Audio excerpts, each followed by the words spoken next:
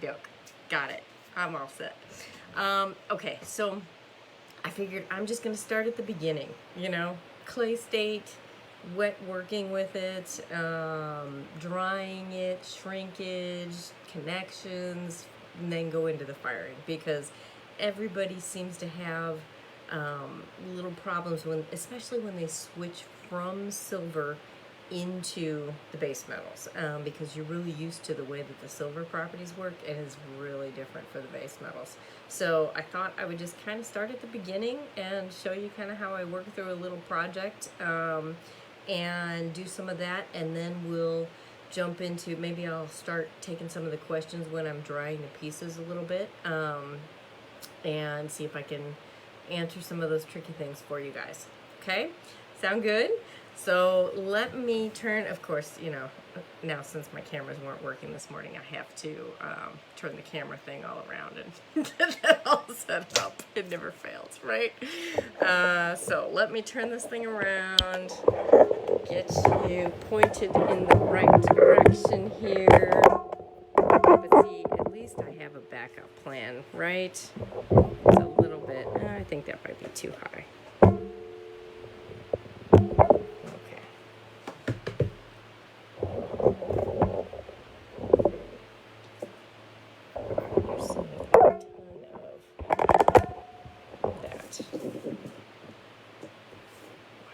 So much of it. I'm just trying to get your screen a little bit better.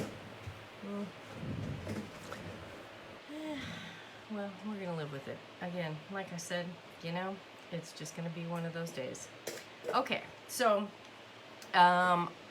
really, truly, I'm just going to start at the beginning, because there are some basics that if you don't understand why they do what they do, you might not understand why you have problems with things, okay? The very first one is what it looks like out of the package.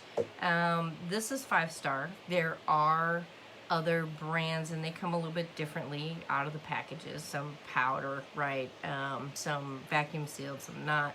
So I'm going to focus on the 5-star because that's what we manufacture. But the first thing I want you to notice is the edges of lump clay can be a little bit dry, okay? So if you kind of, this one's not too bad, but there's a couple little parts down at the corners down here, okay? The dry clay is not a problem. That can be reconstituted very easily. But if you have black around the outsides of that, or some of the brands, you'll have an orange kind of color, that's oxide. You don't want to mix the oxide back in. So if there's black or orange, like a real bright orange color it is, just kind of break those little chunks off so that you don't mix those back into your clay. Okay? Then the next thing to know is usually the base metals need to be kind of reconstituted a little bit when you take them out of the package. It depends on how new the clay is, but they dry out much faster than a lot of the silver brands do. So usually you will need to reconstitute it just a little bit. And so what I do, I wouldn't really say it's reconstituting, I'd say it's more like conditioning it, okay? So what I tend to do is just fold it in, and you'll see how you can tell it's kind of, cracky where those edges were, okay? So I just kind of fold it in a little bit and get the consistency a little better. And this one I'd say is just a hair on the dry side, so I'm going to give it 1 squirt of water. So I flatten it out to do that. And then I fold it in on itself.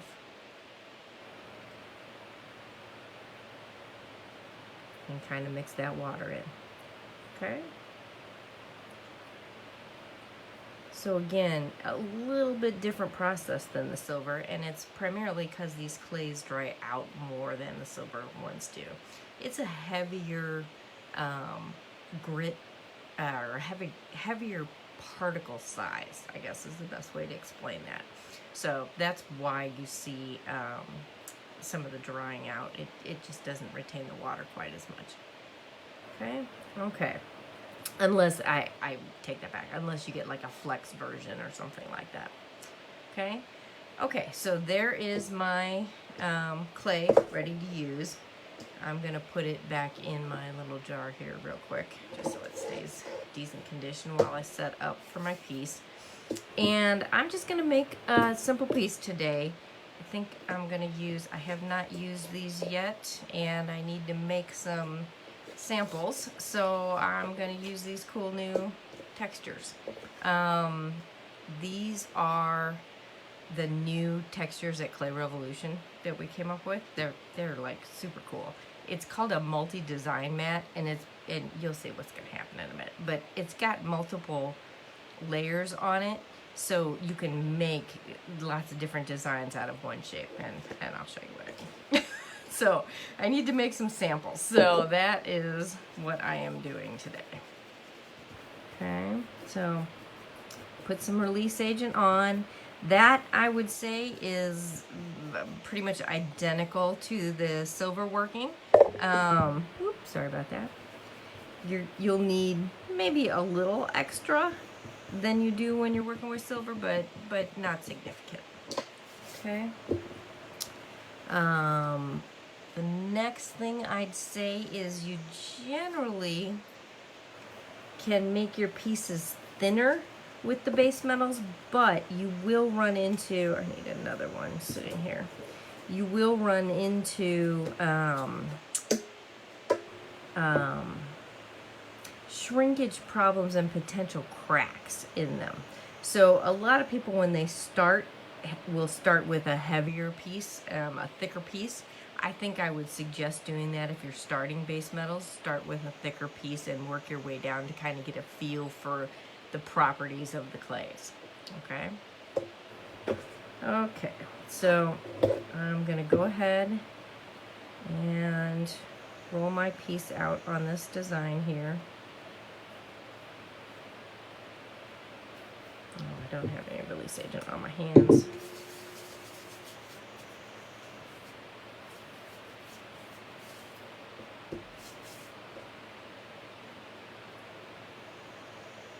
Oh, and Cameron's online. Cameron gave you guys the link for the multi-design mats, I see. Thank you, Cameron. Okay. Now I have way too much clay.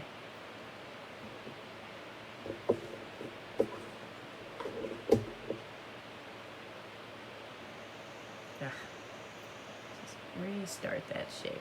I like to put my clay into the shape of the piece that I'm going to make. That way it just makes the rolling a little bit easier. So see, I kind of get it into that shape just a little bit.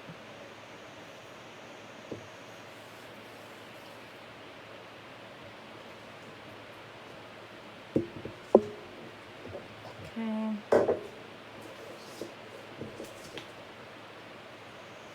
Now I'll show you why these are so cool. So this is shape number 1, but I can also cut right along this pattern here. I use a fine awl to do this, in case you guys haven't seen my stuff before. It helps not drag quite so much clay with it. Okay. And then there's one more line inside here that I can cut out if I want to, or not.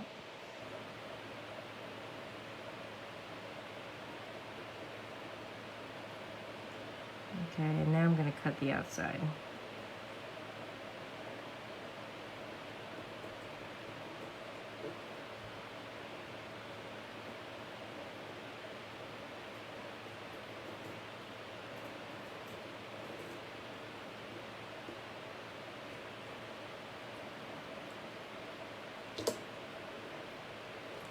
So what is cool about this is that basically I've got 3 different pieces right now that were all within one piece.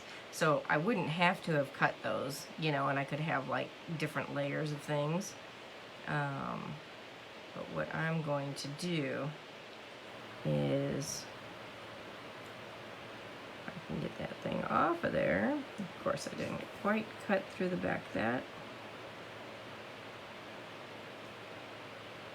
There we go. I'm going to make a bail out of the second level. And I'm going to attach that one to that one, I think. So kind of do some kind of crazy looking little thing there, right? But I want to do that when it's dry because I want to refine this piece, okay? And I need a stick for my bail. Hang on one second. Hold please, as Francesca says. She always makes me laugh. I need a stick.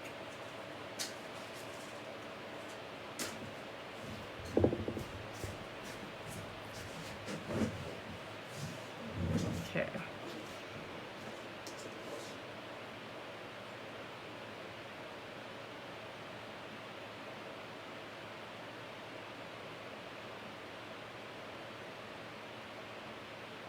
I'm just hanging, I know the angle is funky there, but I'm just hanging that so that I can find the middle, okay? And then I'm going to lay that right on top of there. Now this one, because it's a bail and I'm trying to curve it and attach it, I am going to attach this one wet. But I want to do a dry attachment so that I can show you guys some of the important stuff about the attachments. In base metals, specifically. Okay. Got it.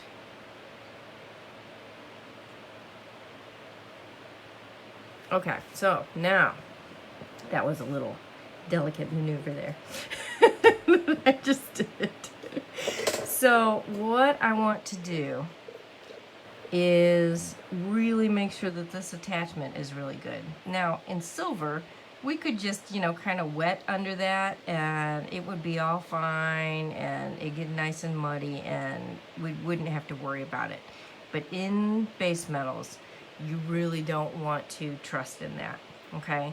You want to make sure that connection is made all the way and it's super tight, because what's going to happen is it's going to shrink, and if there's not enough metal in there, this metal doesn't melt nearly as much as the silver melts. So when you sinter the silver, can you guys see this very well here? I'll try to move it off my mat. When you sinter the silver, we like to do that at really high temperatures, right? And the silver almost melts. As an example, fine silver melts at 1740, okay? We like sintering up at, 1650 is one of our recommended sintering temperatures, right? Well, you're not going to get that. Copper, it melts super high, and so you're not going to get close to your copper melt point, especially if you're firing the bronzes, because your bronze has tin in it. It's going to melt. Your copper isn't going to melt, and so you've got different particles in there doing different things, and so your sintering is much less of a melt than with your fine silvers. Okay, so what you're going to end up with is, if you've got very few metal particles in that connection, which would be a water paste connection, right? You've got not much metal in there, it's not going to hold these two pieces together. Okay, so you really want clay in there. You want more metal. That's the goal. Get more metal in that connection. Okay, so what I always recommend when I'm doing connections in base metal, I always recommend actually blending the two layers together, okay?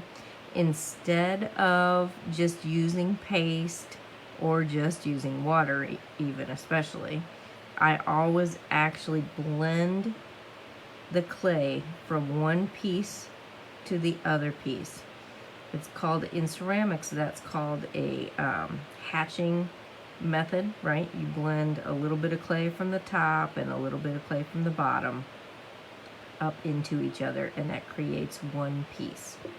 Okay, so I always recommend that on base metals. It is going to make your pieces much, much, much stronger.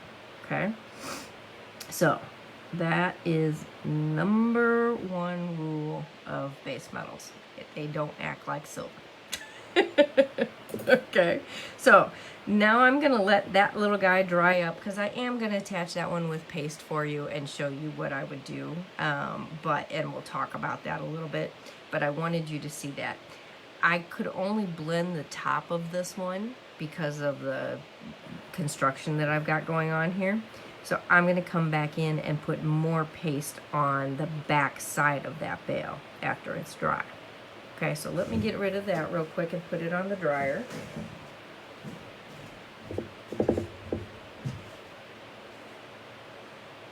Okay, and then since I still have the camera in the other direction here, I'm going to show you what the other patterns on that thing look like so you can see what I mean. Or maybe I'll do one of these instead, since I haven't done any of them. I need to make all of them for samples anyway. That was why we decided to schedule the Facebook Live today, because I had to do work anyway. Okay, so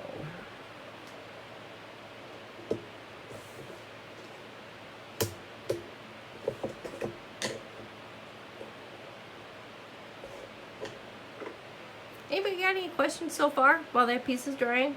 Might be a good time for me to answer a few questions.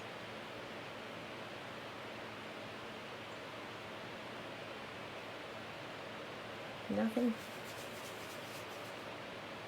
And we're going to go into the firing in depth, so I'm intentionally avoiding the firing discussion. Okay.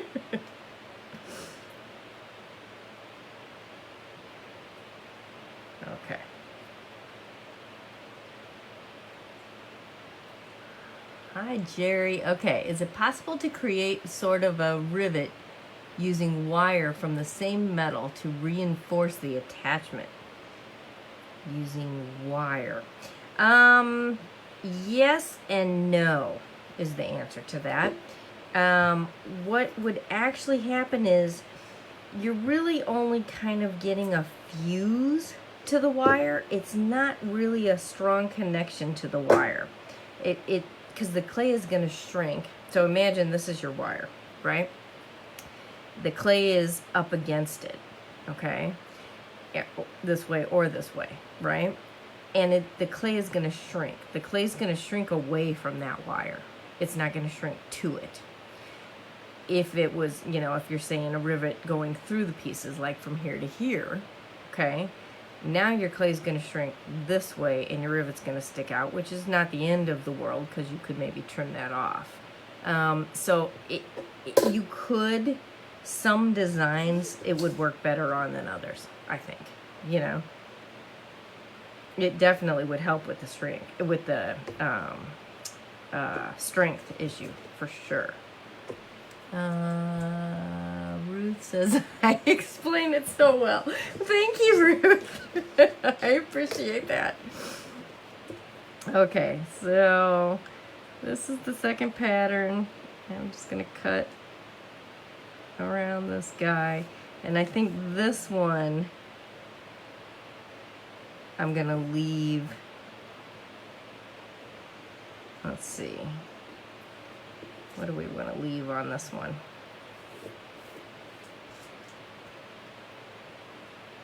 I think I'm going to cut just the centerpiece out of this one.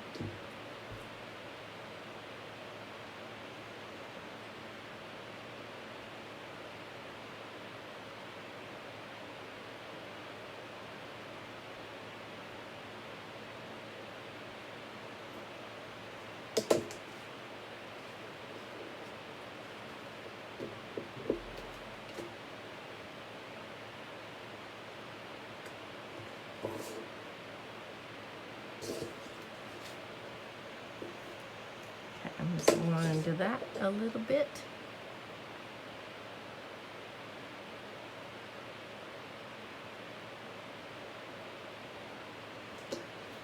Okay. And sand that up, and I think I know what I'm gonna do. I'll put a hole up here, and I think I'll lay that guy there. Yeah, like it. Okay, so you see how you know me. I'm just kind of designing on the fly. Okay, let me get that put away, and I'm gonna show you how I'm gonna make that connection then with this piece too. Chris, I've been off the bench for a while. Life in general interrupted. I just moved my studio to a larger space and have a bunch of different bronzes I need to get at ASAP. It's nice to see your tutorial. Hi, Chris. Well, I'm glad you're moving. Do you have your studio set up yet? That is, it's so much fun trying to get new studios set up. I always look around this place and love, kind of restructuring things, but I never get it finished because I jump into projects and stuff. I would love to actually just spend time doing that. But yes, you need to get on your base metals while they're hot, right? Silver price is high, so utilizing the base metals right now is a good thing. Okay, so here's what I'm gonna do. I'm gonna use a little bit of paste. Okay, I've got, you can't see this. I've got a little dish here that I've made a little bit of kind of watery paste in. And the reason this one is watery is I just want to keep the two pieces of clay moist while I'm doing this. I'm not really using it for glue, we'll say. Okay, not using it for a glue.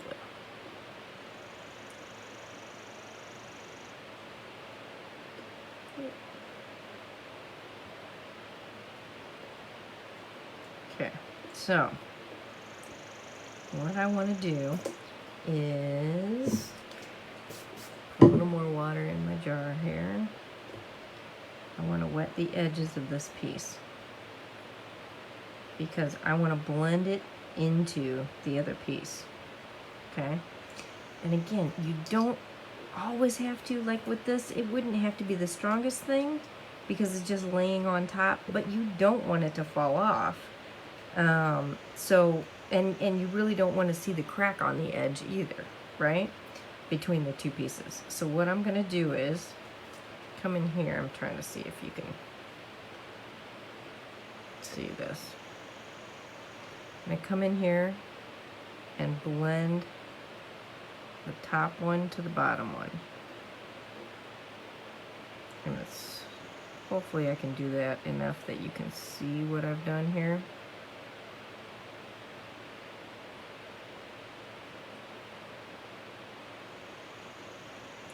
And this is one of those things that will be really easy to refine nicely when it's dry, right? You just get that connection going while it's wet, and then come in and refine it while it's dry.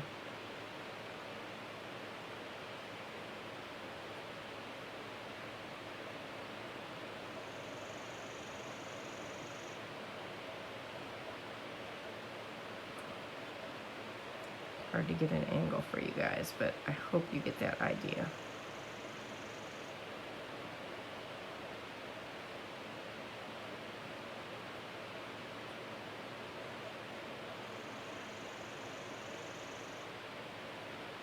Okay.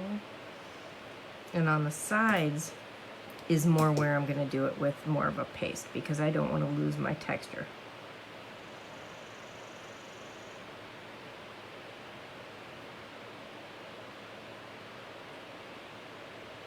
And that's just a really watery paste to try to get under there and help the connection a little bit. But really my strength, so what I've just done is my strength is down here along this part, right?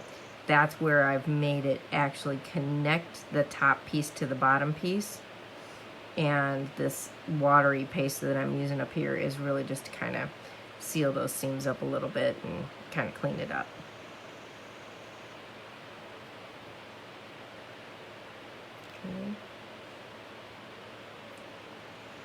Okay.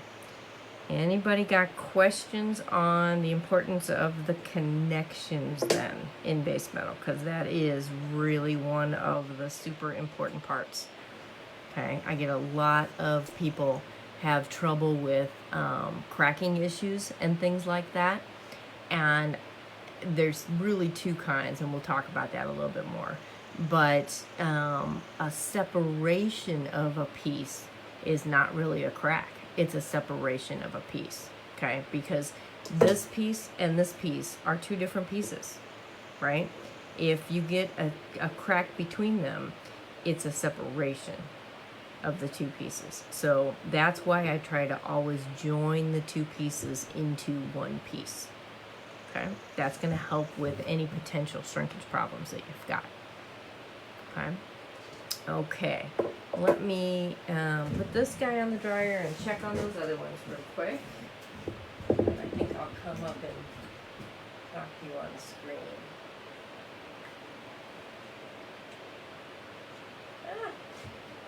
No, not quite dry. Not quite.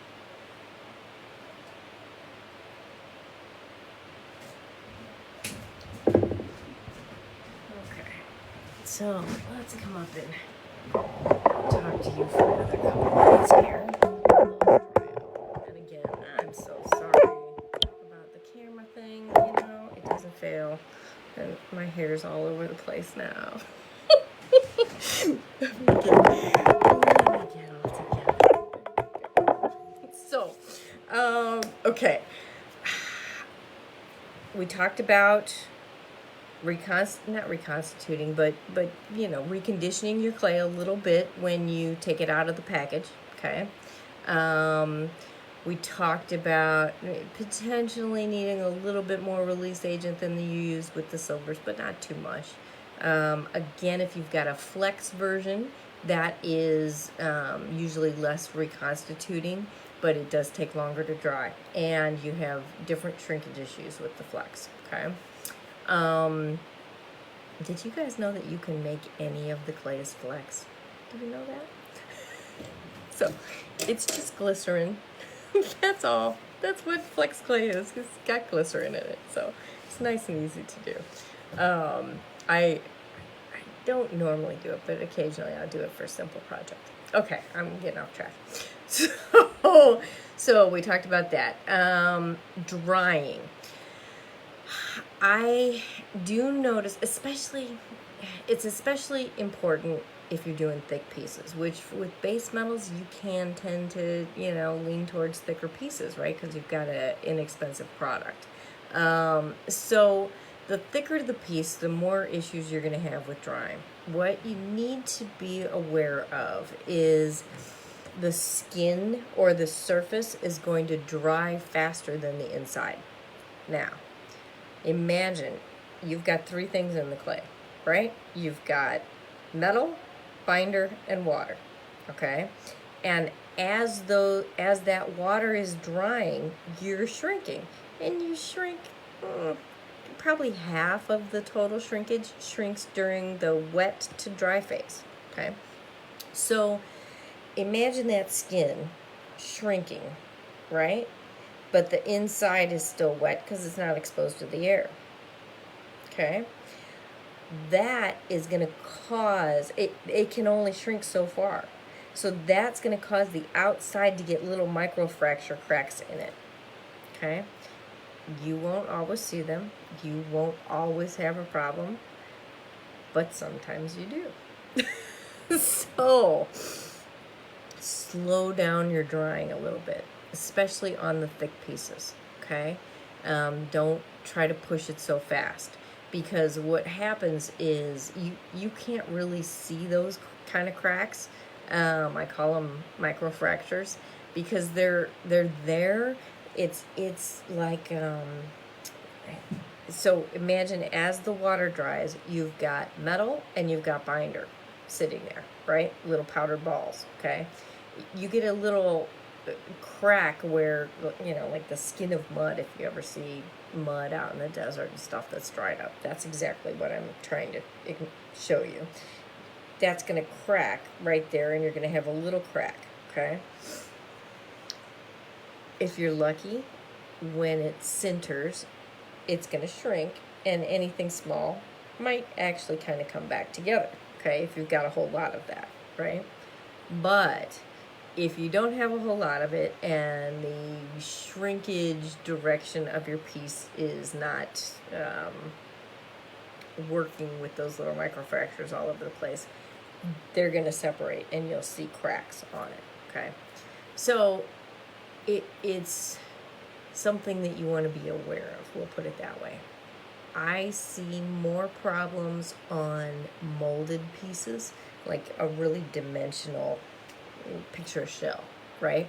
You got, it's thin over here, and it's really thick in the middle, and it's thin at this end, okay? I see more problems in that area because these pieces shrunk real fast, dried real fast, really easily, but that top piece didn't, okay? I see cracks on the underside of those very commonly, okay? So slow that kind of stuff down. That'll help.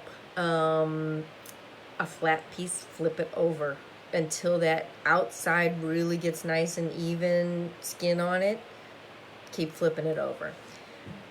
You see the same kind of problems in ceramics, which is why they do slow drying on ceramic. They keep it covered in plastic, and then they work with it leather hard, all of those things. That's because of the cracking, okay? If it shrinks too fast, it's going to get cracks in it, okay? And that's what we're starting to run into. The bigger the pieces we make, the more of that kind of problem we have. Okay, so that's drying. Slow down your drying. Let's see, refining.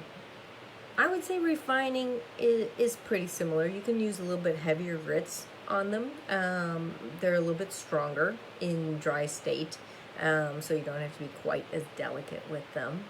I can't think of anything else. Anybody got any questions on wet clay to dry refining before I start talking about firing? Because we all know that's the hard part. I'll hang out a second here and get a little drink of soda. Go check my piece again.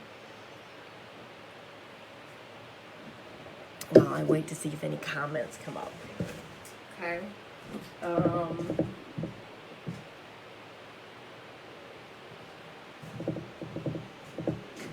This isn't quite ready for sanding. It's still a little bit wet, but it's good enough that I'll be able to show you what I was going to do. No questions. Holy cow, you guys are all base metal experts? Okay, let me do it this way then, so I can get somebody talking. Who had a problem with their last base metal firing? And what was the problem? That should get you guys going. Okay, and while I wait for that comment to come back up, I will switch the camera again and come back down and show you how to make this paste connection. Okay? I got no questions. Nobody's got questions for me. This is crazy. You guys know I get questions every day. Oh, I got one. Ah, Anna, yes. Okay. What kind of question you got, Anna?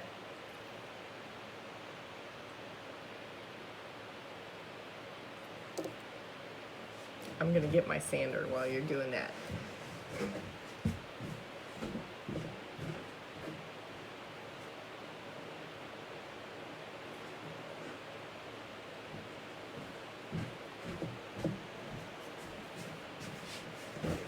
Okay, my carbon stuck to my piece after firing.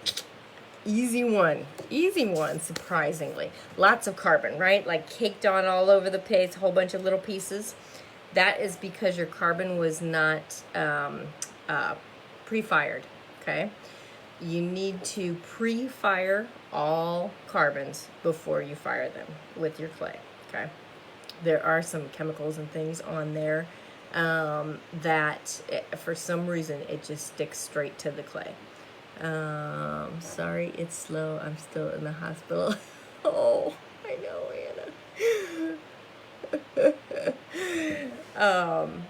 Yeah, Anna is writing us from the hospital. Everybody wish Anna luck for getting better.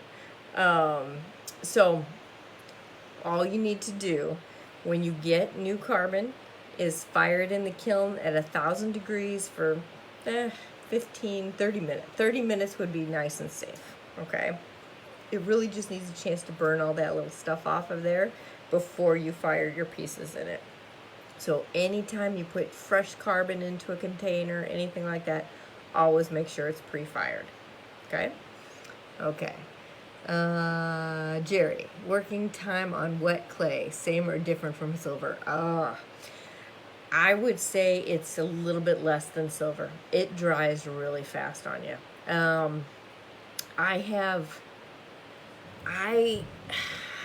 I think that for me, I notice I work more really, really, really wet. I do a lot more sculpting with the base metals than even the silvers because it's easier to keep the clay totally muddy and just manipulate it that way rather than to try to use it in, rolled out sheet form and stuff like that. It really does dry out much faster. Now it holds shape beautifully. That it does do. So that's kind of cool, because you can, like my little sculpted flower things, I don't need to support those petals and do all kinds of crazy stuff like that because they'll just stay. So, okay, Anna, no, it's great. I'm getting really good meals. Well, I'm glad you're eating well. And you don't have to cook them. That's always a good thing. Okay, so I'm going to come back down and show you how to make this connection. Okay, so let me again flip this thing around and turn you back around so you can see.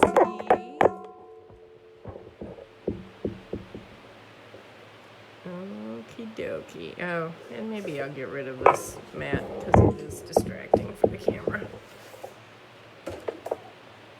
Okay, so I've got the little piece here, and it's not quite dry enough to sand all of this really well, so I'm just gonna kind of sand this piece so that I can fit it in there nicely.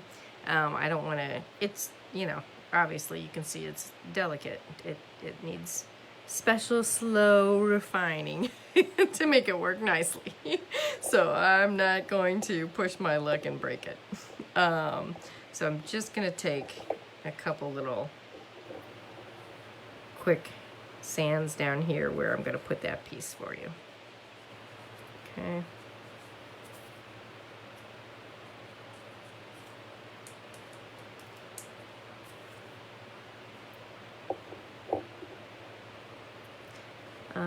Anna says, do you recommend air drying on hot plate or dehydrator? I do use a hot plate most of the time. Oh man. See, I pushed my luck. It wasn't dry enough. Okay, so you know me. We're just gonna fake it now. So I'm gonna show you how to do it, even though that's not the piece I'm gonna use in the end. Oh! Don't you hate that? See, you can't rush your things. So, Anna, to answer your question, do you recommend air drying, hot plate, or dehydrator? I use hot plate most of the time. What I basically do is I hot plate it on a low temperature and flip it while I'm sitting there. If I'm not going to be, like if I just make a piece and I know I'm not going to be sitting there managing that, that's when I air dry. Because then I won't need to worry about it, and I know I come back the next day, it'll be dry. But hot plate, I use it, I'm just much more careful about it, and I constantly flip them over, Okay, so this is how you fake paste joins. Now, again, I am not using this watery paste that I use to help keep everything wet. I'm going to use a clay paste, I'll call it. And really what that is going to be is just really wet clay. It's not really going to be a paste, okay? And I'll show you why.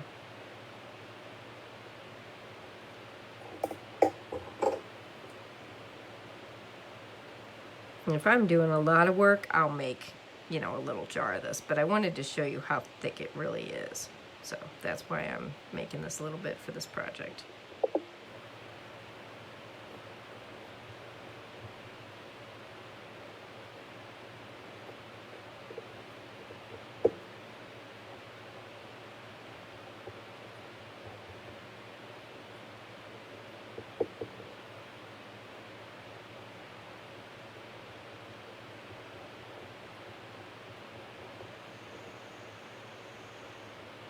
Nobody's going to ask me about oil paste. Would you like me to tell you about oil paste? I'm trying to get you guys talking this morning. I only got a couple talkers this morning. Okay, oil paste. So, what is the difference between water paste and oil paste? Who can answer that question for me? There we go. Okay, this is about right. So see how thick this is? That is super thick. It's like, you know, peanut butter kind of paste, right? Super, super, super thick. That's what I'm looking for if I'm going to do a connection like this. I'm going to put some of that on the broken piece. You know what? I'm going to paste that back together while I'm doing this just so that it makes my life easier.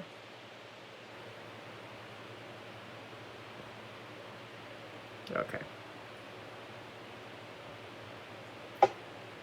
So I'm going to put that super thick paste along these edges.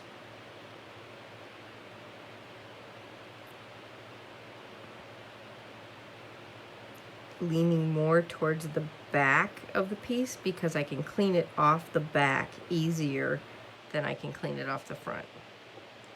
Because with the front, I've got that pattern that I want. Right? Okay. Set that into place. Use water now to clean up the squish, we'll say.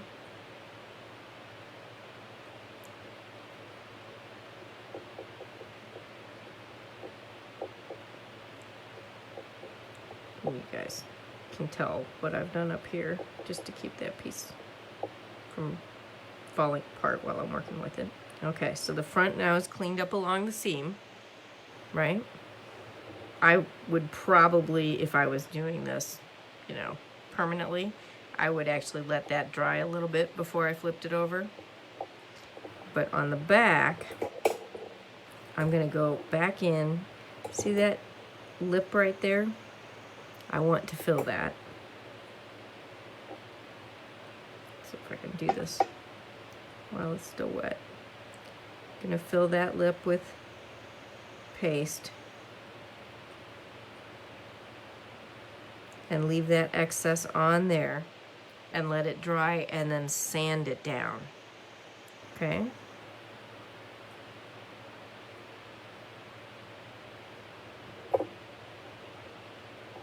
And just make sure everything's lined up nice and neat, and I'm good to go. Even though that's not going to be my final piece. But you guys get the idea, right? Okay. Okay, so let me come back up unless you've got questions about that. I'm going to talk about the oil paste and stuff. Okay.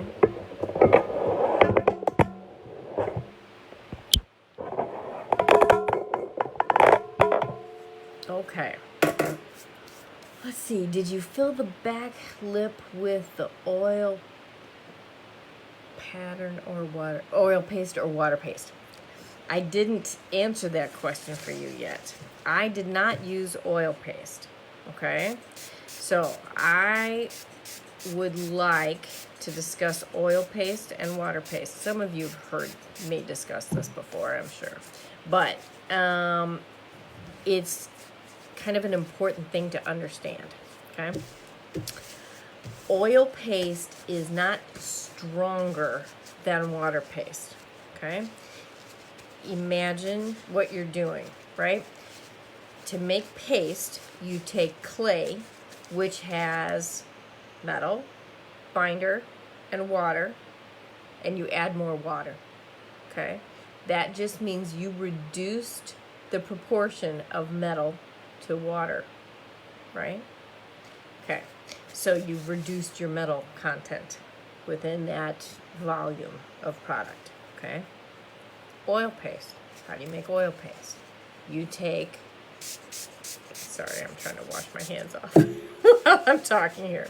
You take clay, which is metal, binder, water, and you add an oil into it. What have I done again? I've reduced my metal to volume ratio by adding another item, right? Okay, now, oil does not make metal connections stronger. It never has. Okay. Oil is, we'll call it stickier. So here's the difference. In dry clay state, the oil doesn't dry, so it sticks better, okay? The water dries and totally goes away. So you've got those little metal balls and the water goes away. It's not helping anymore hold those things together in dry clay state, okay? The oil, however, doesn't go away, so it's helping still hold everything together in dry clay state. But now you're gonna fire it. When you fire it, the oil is going to go away. So you have still reduced your metal per volume, but the oil paste helped it hold together in dry clay state. That's why it's good for making clay to metal connections, because it just helps hold it there until you fire it, okay? It does not make it any stronger. That an oil connection is not stronger than a water connection, okay? The connection that is the strongest is clay. Clay to clay. Don't add anything to it. That's the strongest connection. Who's got questions about that? Because I talk about that a lot, and everybody is kind of like, oh, yeah, that's why. That's really important to understand. Anybody got questions about that one? You guys are not talkers this morning. Okay, so Anna, I hope that made sense. It was, what I did was add a little bit of water to that clay in order to make a really thick, gooey clay. That's what I did to connect those pieces. The thicker that can possibly be, the better it is. Okay, the stronger it will be. And if you can just take straight clay and just, rub it on the back of there, do that, okay? Nobody got any more questions? Okay, so I guess I'm going to jump into firing if nobody's got questions on any of the clay work, right? Right? Okay. So the first thing I'm going to talk about is the shrinkage. When the clay shrinks, and we know this applies to silver as well, clay shrinks to itself, okay? If there's a void, the void will get bigger. So, if you have a round piece, and there is a tiny crack on the edge of that piece, when the clay shrinks, the clay's not going to come back together at that tiny crack. It's going to crack away. It's going to shrink away from that crack, because this side will go this way and this side will go this way, okay? That little crack right there will pull apart and get bigger, okay? So One of the most common things that I see is, and I'll call it a circle disc with a hairline crack in it after firing right down the edge. Okay? That is due to the edge of the piece having a little bitty crack right there before firing. It was there before firing, you just didn't see it. Okay? So, it did, you're great at explaining things. Thanks, Hannah. So, the way to help prevent that, okay, first, always sand your edges down, right? That, and most of us do that for refining purposes anyway. Sand your edges down, okay? But the next best thing that I do on all my base metal, I don't usually do it on my silver, but on my base metal, it's much more important. Take a wet sponge or a baby wipe, something like that, the little foam sponges, things like that, and rub the edges, kind of mud the edges up, okay? That mud is going to help seal any of those little microfractures that you can't see. It's just going to help, okay? You might still get one every once in a while, but that should really solve most of them, okay? So I always tell everybody, try to do that every time with your base metal pieces. It'll help a lot. The next thing that I see with shrinkage cracking problems is a let's say it's a circle piece, and in the middle on the back there's a crack. Okay, that's called an S crack. Happens all the time in ceramics. That is the too hot, too fast drying is what that is, okay? So if you picture that circle and there's a crack right in the middle, that's because the edges of that circle were drying and shrinking, and the inside of that clay was going and twisting as that outside was trying to come in, okay? That little crack right there was a micro crack or a micro fracture before it fired, and when it fired, it just opened up. That's all it did, because the clay shrinked away from it. Shrunk. Shrank away from it. Okay? So, really common to see those things. Very common. Okay? It's one of the most common things that I see for people that have worked with silver that didn't have any problems at all, and then get into base metals and are firing them okay and get past the sintering issues and stuff, and they're still having problems. Those are the two reasons why. Okay.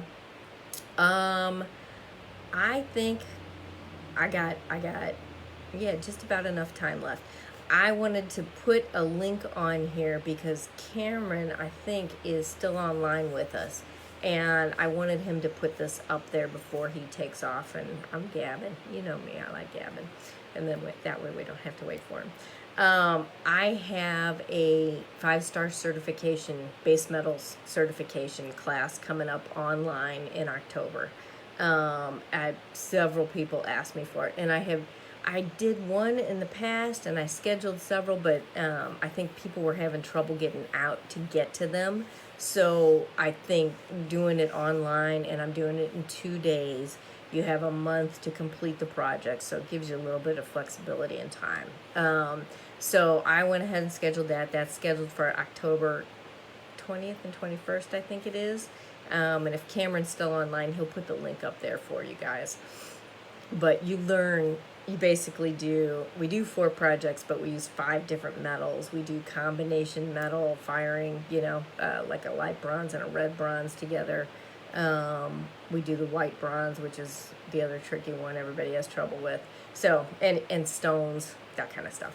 So, thank you, Cameron. Thank you. So I wanted to make sure that I told you guys that, because I know there's several of you that have been asking for that to happen. So that's up and live now. Okay. What did Evelyn say? Let's see. Hi, I'm very newbie. Your explanations are great and easy to understand. Thank you, Evelyn. I'm happy to answer questions. It's always challenging because there's a lot to it. Okay, Carrie, one time I made a piece with one brand clay and then did another piece the same way with a different blank clay and it didn't turn out? What could be the cause? Good question. Okay. Anna, the first question I have for you is, what was the part that didn't turn out? Did it just not fire correctly? Okay, but I'll go ahead and talk about firing a bit while I wait for you to answer that. Gwen, hey lady, I want to take that class. Gwen, how do you even have time for that? That is so crazy. I can't even imagine you have time for that. But it'll be a good class because it really gives you all the foundations for the base metals. It helps you understand everything. Okay, Anna, differences between the metals. You've got different brands manufactured different ways. Okay, and the clays are all proprietary, so you're never going to know all of that stuff. So, thank you, Ruth. So, what you got to understand is, here's a good example. Here's a good example. This is the example I tell everybody all the time. Okay, bronze. Bronze is copper and tin, right? Okay, next, you've got copper powder, you've got tin powder, and you've got bronze powder, okay? Because you could take a piece of bronze and powderize it.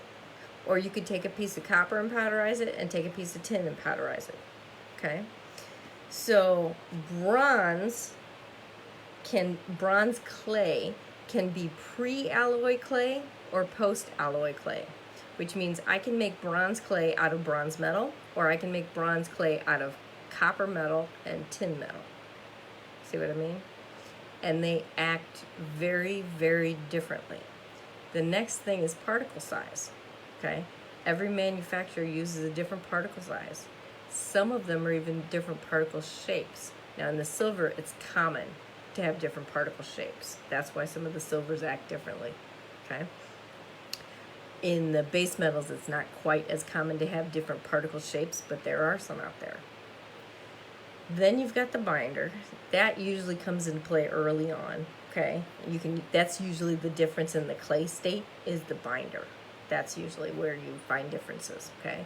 But firing differences and firing problems are related to the alloy and the content of the metal and the particle shape and size. Okay, not shape, the particle size primarily. Okay, so there you go. Long answer, but that's your answer, Anna. That's why it was different. Okay. Okay. So let's talk about firing a little bit. Okay. Again, I'm gonna focus on 5-star, but I'm gonna be a little bit generic, and then that way you kind of understand why I'm being generic.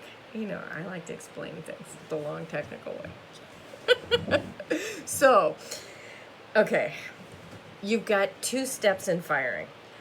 Everybody learns this in Camp PMC 101, but not everybody has done that, okay? There are 2 steps to firing: burn off and sinter. You always do that whether or not you realize you're doing that, okay? When you torch fire a piece of fine silver, it catches on fire first, right? And then you bring it up to the color you want it to be. You burned off, and then you sintered.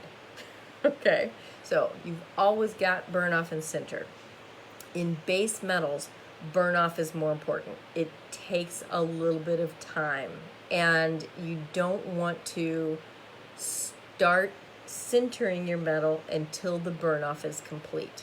Okay, and I'll explain why. So, sintering metal is it's truly melting the metal, but not all the way. You don't hit the full melt point. You hit the point in which the particle begins to kind of slump, kind of soften. The outside of the skin is kind of melting, okay?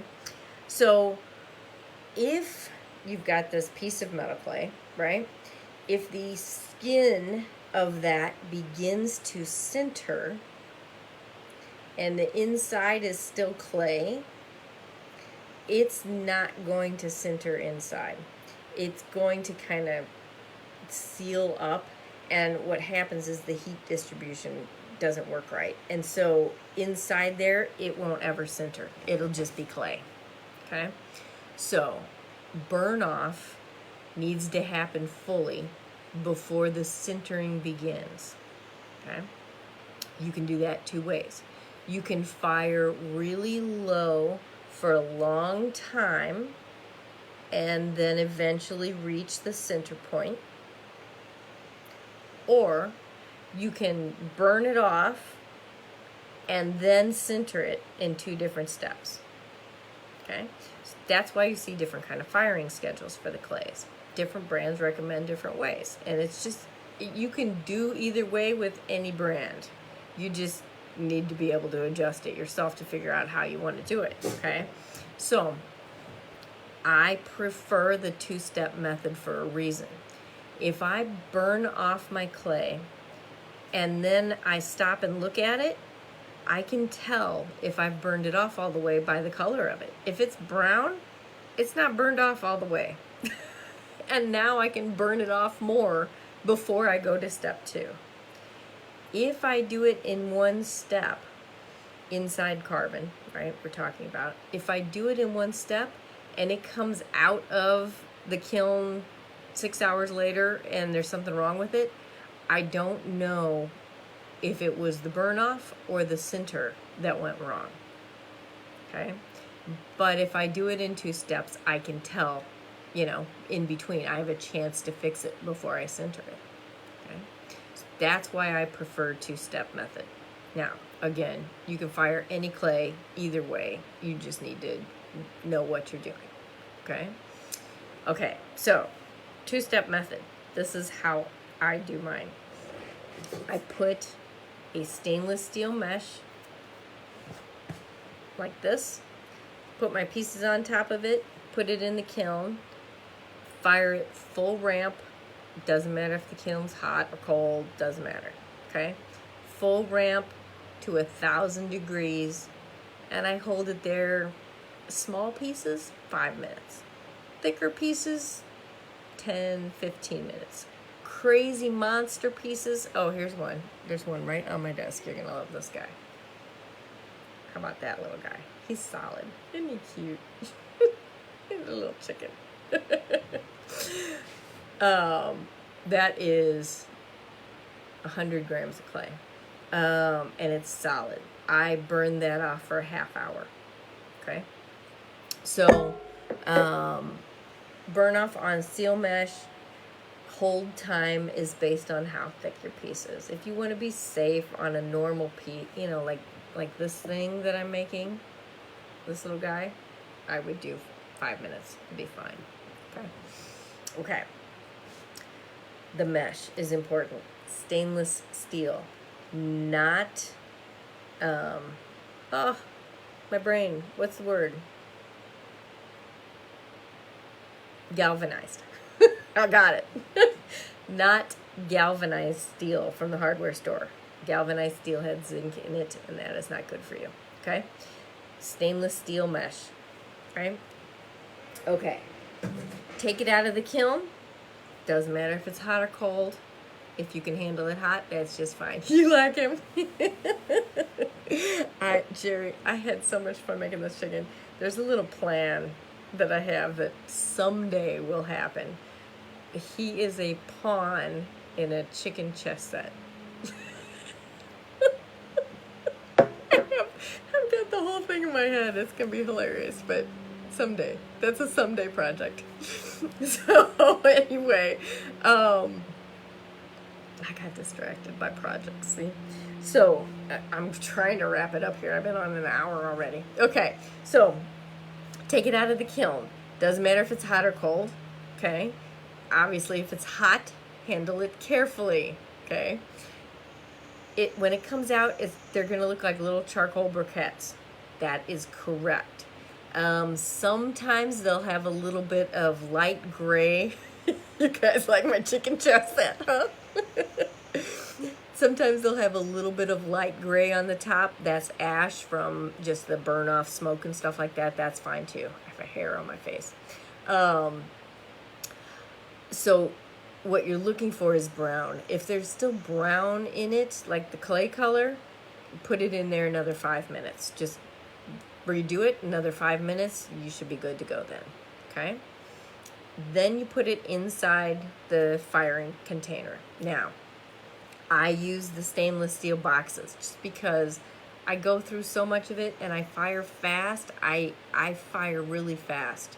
I need to be done in classrooms, right? I need to have, half-day classes, things like that. So I fire very fast.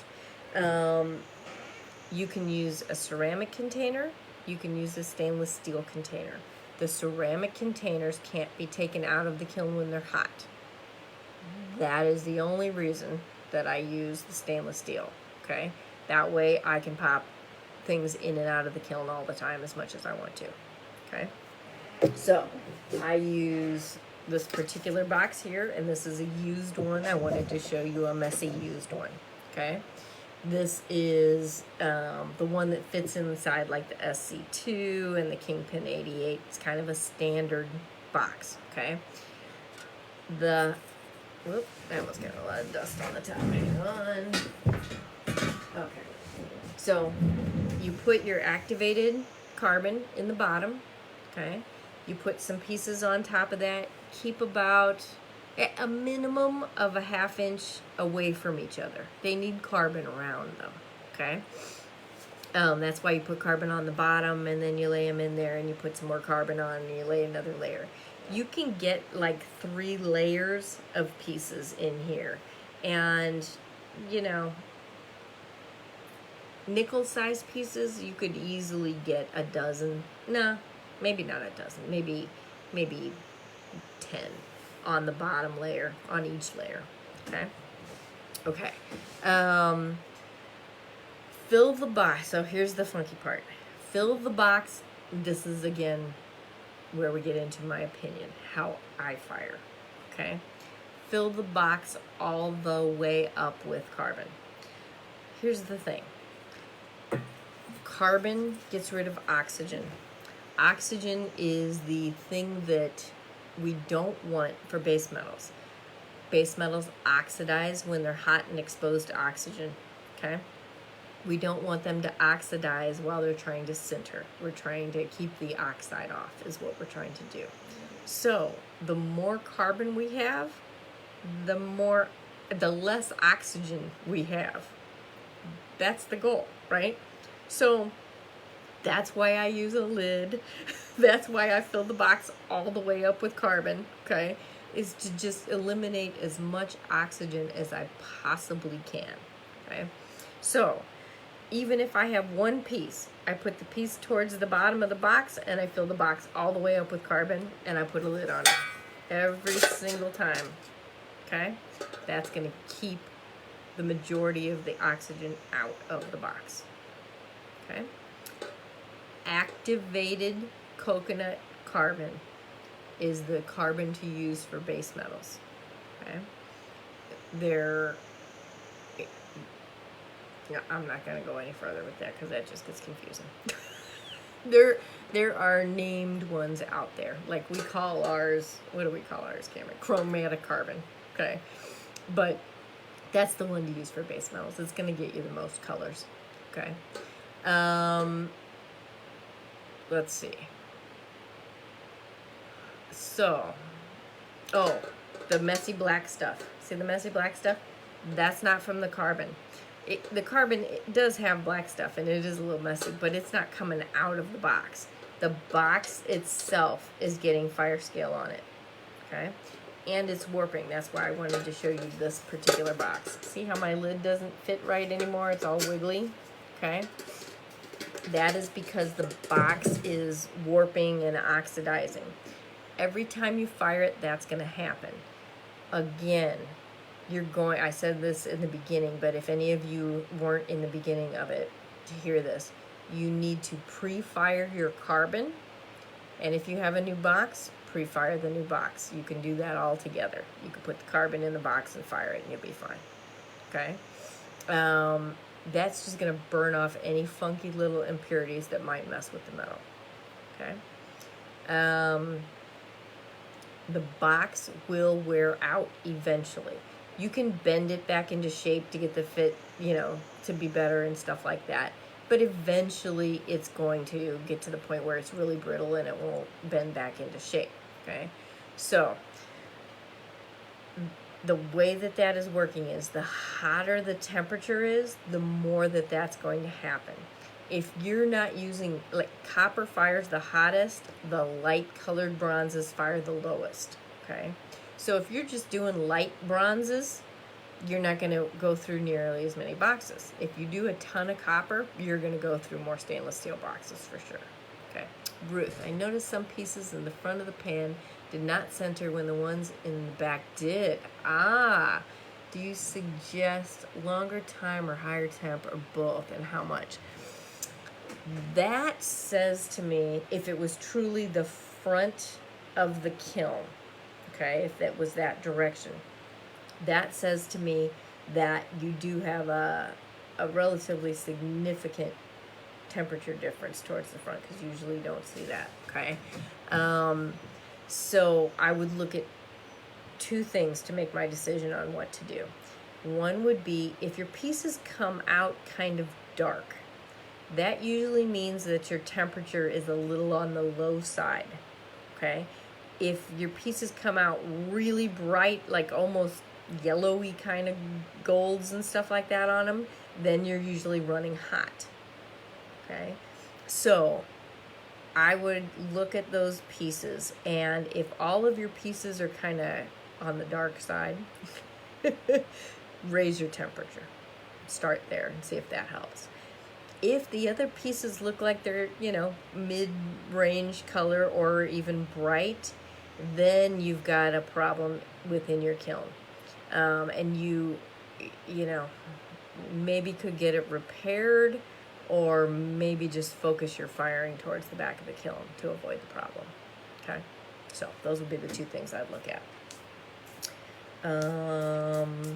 Okay, so I talked about going through boxes. The hotter you fire, the more boxes you're gonna go through, okay? Problems when the pieces come out of the kiln. I just kind of said this, but this hopefully is just reiteration of that. If your pieces are dark, there's a better chance that they might not be sintered, okay? If your pieces are super, super, super light colored, usually you have a pretty good center level on them, okay? You've got a high center level on them.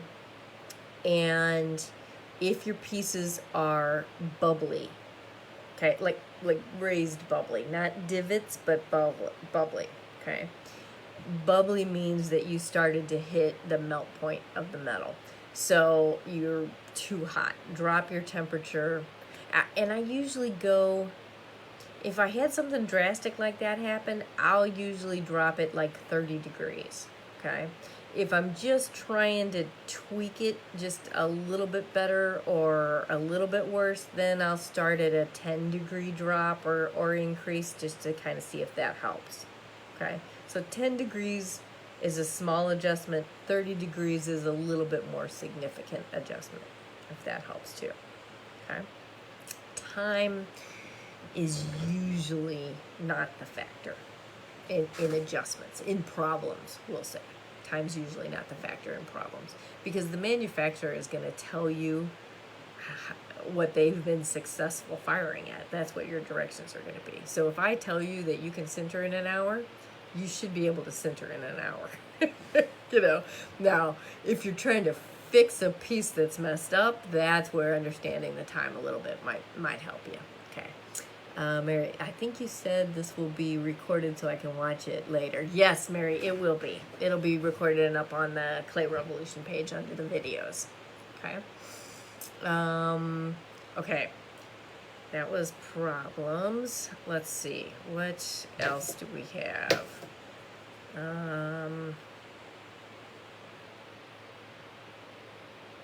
Gosh, I can't. I'm trying to think. I think I might have hit them all. I'm going to look at a couple sample pieces. Oh, color. I didn't talk about the colors. How to get the cool colors. You guys want to know how to get the cool colors? I know you do, because that's always so much fun. Let me wash my hands again. That box is really dirty. I picked like the dirtiest one I could possibly pick. Okay, so colors are a lot of fun. Now, the first thing you need to understand, and hopefully by now you guys have figured all that out, you can't keep them. You can keep them for a little while, you know, but depending on what their piece is exposed to, it's going to oxidize, it's going to change. So it's not something that you can always keep. But I'll tell you how I can get the cool colors. Show you a couple here real quick. So this one's kind of cute. Look at that little cute guy. Isn't he cute? It's almost a rainbow, but not quite. I got green up here, but never made it to the blue. And this one.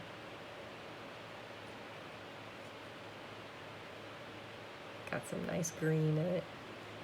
But you can see on the back, you got a really good example of what that can look like. Okay? Okay, so how to do that? I told you that the carbon is what keeps the oxide off, okay? And I told you that the hotter the pieces, the brighter the pieces, and the darker the pieces, the more oxygen it had on it, okay? Because it oxidized, right? So our sweet spot is in between there, right? This is oxide. It's just not super dark oxide, okay? It's just like doing a torch patina on a piece of copper. You're actually oxidizing that metal, but you're controlling how much you get on there. You put too much flame on a piece of copper, it's gonna turn black. You put just a little bit of flame on it and it gets these pretty, you know, rainbowy colors, okay? That's exactly what we're doing. We're just gonna use our carbon and the heat to control that. So, the colors at the very bottom are going to be closest to the kiln wall or floor, okay, and are going to be the hottest. The pieces on the top layer are going to be the closest to the oxygen and are going to be the coolest and darkest. The pieces in the middle of the box have the best chance of getting color on them, the fun colors, okay? So when I'm trying to get color on pieces, I put my pieces in the middle of the carbon. Now, you can control it a little bit, but it's a little challenging, but it's fun. So, and you can't do a whole lot of pieces because it cools off too fast. You can't control this much, but I'll tell you a fun way to do it. If you take your box out of the kiln while it's hot, now not crazy hot, but 1,000-ish degrees, okay? Which is still kind of crazy hot, but it's not 17, okay? Take your box out and get it to the point where the box is not red anymore and the top of the carbon is not red anymore, okay? But you don't want to really take your lid off and on. You're trying to keep it contained in there, so you know it's kind of, you'll get to this point where you can kind of tell what temperature that is. Take your lid off, look at it. If the carbon's not red on the top, it's the right time. You reach your tongs down into the carbon and slowly pull the piece up through the carbon, and as it hits the surface of the carbon, like it's pulling up like this, it will get a rainbow on it as you're pulling it up, okay? And then quench it. So that's a little tricky way to kind of get the color on there. It's a little hard to do. And you can't do too many because it cools off as you're doing it. So you do 5, 6 maybe at the most before it's too cool and it won't work. But there you go. There's color. Okay, so I talked about like a million things. I need to ask you guys if you've got any more questions. White bronze I'm not even going to go into today. Okay. That one is a whole nother ball. Oh, actually, I don't know if any of you are going to the Metal Clay Artist Symposium, but I am doing a white bronze free workshop on Sunday on that one, because it's something that everybody asks me all the time, because it's just a weird metal. So, and that one is in the certification class too. So we make a piece out of that with a stone in it and talk about all the properties, and you make a bunch of extra pieces so you can break them. It's a lot of fun. So that is in there. So that's why I'm not going into white bronze too much today, because it's totally different.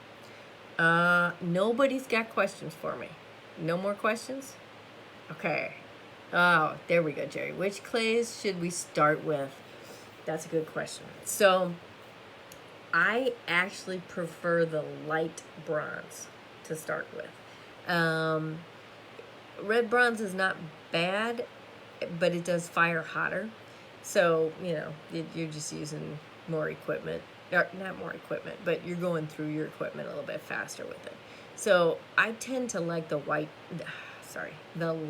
bronze. It fires low, it fires fast, it's pretty friendly in clay state, so it's one of my favorite for beginner students. It fires at 1400 degrees for an hour. Well, two step, right? First step, burn off 1000 degrees for 5 minutes, 5 to 10 minutes. Second step is 1400 for an hour in the carbon. So pretty easy and cleans up pretty nice too. So yeah, so that's the one I would recommend. We don't have any other questions. Gosh, you guys are so quiet. It's crazy. It's so funny because as soon as I get off here, I'll get 20 questions. But I'm always happy to help. I'm always happy to help. I don't mind at all. So, okay. Well, I'll wait another second here, but I'll probably let you go. If you can, join me for that base metal class, because that's a really techie, good class to do. It's really going to go into a lot of depth. Oh, thank you, Carolyn. I'm glad.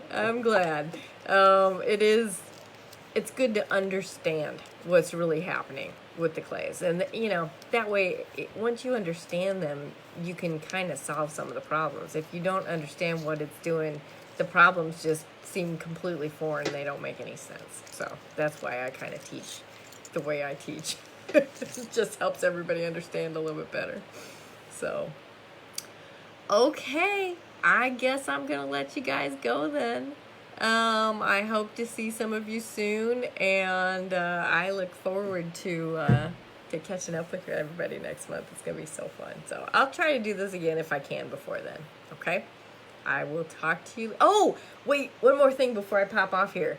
Those of you who haven't done it, if you can, join our clubhouse group. And it's not my clubhouse group. Thank you, Jerry. It was good to see you again. We've got a clubhouse group for just all metal clay people. So, if you can, it's called Metal Clay Lovers on Clubhouse. And we're trying to get everybody in there so we can have these kind of great conversations. Okay? So, anyway, it's a lot easier to actually talk to each other in there and ask the questions. So, if you can, join us on there. So I will let you go, and it was good seeing everybody again. Thank you. Bye.